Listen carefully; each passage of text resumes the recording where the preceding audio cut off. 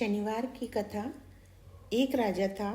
उसने अपने राज्य में ये घोषणा की कि दूर दूर से सौदागर बाजार में माल बेचने आए तथा जिस सौदागर का माल नहीं बिकेगा उसे राजा स्वयं खरीद लेगा।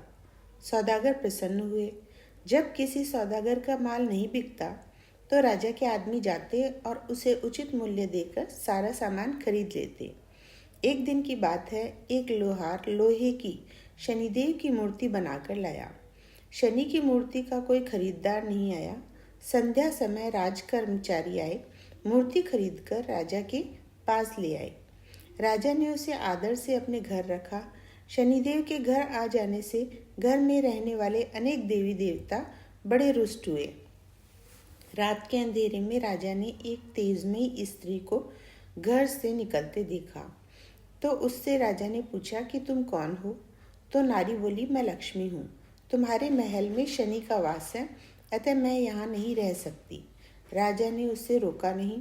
कुछ समय बाद एक देव पुरुष भी घर से बाहर जाने लगा तो राजा ने उससे भी पूछा कि तुम कौन हो? तो वह बोला, मैं वैभव हूँ, सदा लक्ष्मी के साथ ही रहता हूँ। जब लक्ष्मी नहीं तो मैं भी नहीं। यह कहकर वह भी चला गया।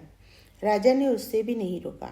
इसी प्रकार धीरे धीरे एक ही रात में धर्म, धैर्य, क्षमा आदि अन्य सभी गुण भी एक एक करके चले गए।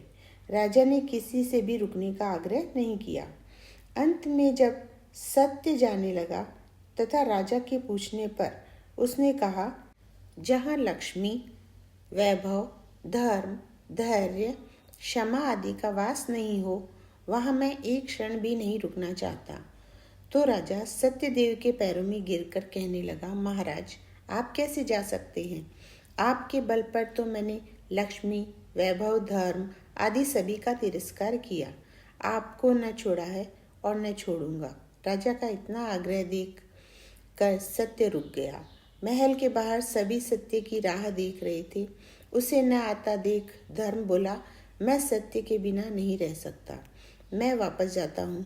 धर्म के पीछे पीछे दया, धैर्य, क्षमा, वैभव व लक्ष्मी सभी लौट आई तथा राजा से कहने लगे कि तुम्हारे सत्य प्रेम के कारण ही हमें लौटना पड़ा।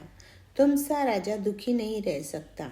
सत्य और प्रेम के कारण लक्ष्मी और शनि एक ही स्थान पर रहने लगे। जय हो शनि महाराज की।